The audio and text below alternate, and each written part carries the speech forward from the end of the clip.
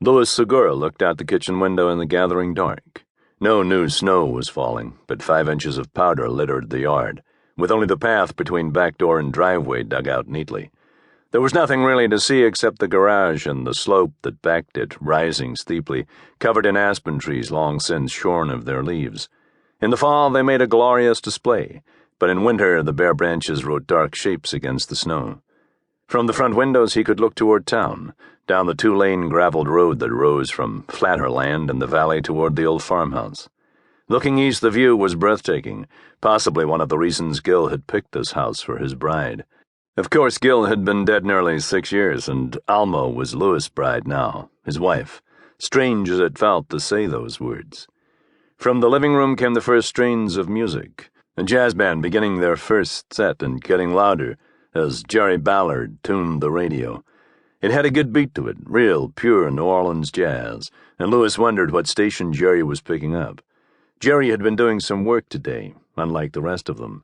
He'd spent most of the morning with his books and papers spread out all over the living room, working on a peer review of an article about the defeat of an Assyrian king by a pharaoh of Egypt, whose name Louis couldn't remember, though Jerry had told him twice. Better still, Jerry was getting paid for it, though the fee was modest. They could use it. 2 years had passed since the stock market crash had plunged the nation into the worst economic crisis anyone could have imagined, and it just kept getting worse. Unemployment had now reached 25%, 1 out of every 4 men, and President Hoover seemed to be doing nothing to stop it. In fact, it felt like he was making it worse.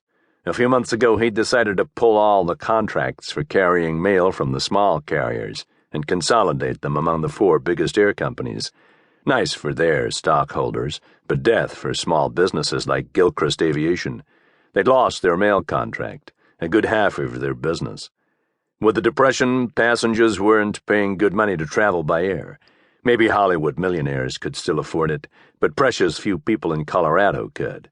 And January was not a spectacular month for crop dusting. Come April or May, they'd probably have to head for California and do some itinerant work, spraying crops wherever the jobs were available.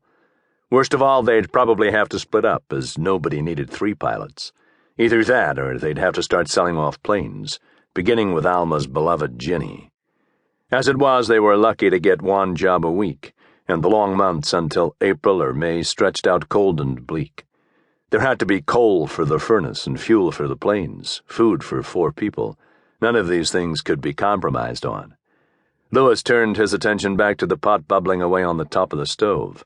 It wasn't much, just some cheap ground beef and kidney beans, a can of tomatoes and a couple of onions, dressed up with some spices out of the cabinet. Just chili con carne, but on a cold Friday night in December it hit the spot. The cornbread was already out of the oven and cooling on the butcher's board. "They're back," Jerry called from the living room. He could see down the road as Louis couldn't, and it was a moment before Louis heard the sound of the engine, Alma's Ford runabout truck chugging up the grade in the snow. She and Mitch had taken the truck down to the airfield. It was much too cold and wet for Mitch's torpedo. His sporty convertible was under a tarpaulin in the garage. "I hear them," Louis called back, turning to get bowls out of the china cabinet. Bowls, spoons. He poured the hot water through the top of the coffee pot and set it on the back eye of the stove, listening to it drip through cheerfully. The Dixieland jazz dipped and swayed on the radio. Jerry appeared in the doorway, leaning heavily on his cane. His thick brown hair was touched with gray at the temples, and with his gold-rimmed glasses and moleskin sport coat, he looked every inch the distinguished professor he should have been. "That smells good." "Thanks," Louis said. The back door jangled as Alma and Mitch stomped in, Mitch stamping his boots on the mat outside rather than just tracking snow the way Alma did. Her knit hat had a bobble on it that bounced as she took the snow off. "Oh, that smells good." She took the hat off her bobbed blonde hair. "Just like your mama made?" Mitch asked cheerfully, stripping his gloves off. He looked like the high school football star he had been, just gone to seed a bit, 39 and a touch more rugged, though his southern accent was still thick enough to spread on bread.